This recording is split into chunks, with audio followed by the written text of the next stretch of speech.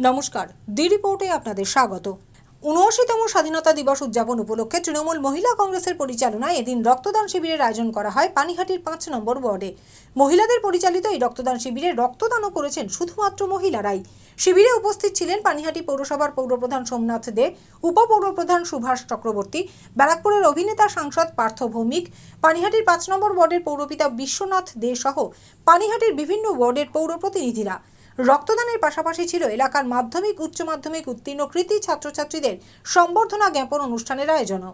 আমাদের বিশেষ করে যেটা সবথেকে আকর্ষণীয়, মহিলারা বিগত ৩ বছর ধরে মহিলারাই রক্তদান করে, মহিলারাই রক্ত দেয়, ওরাই পুরো ব্যাপারটা অর্গানাইজ করে।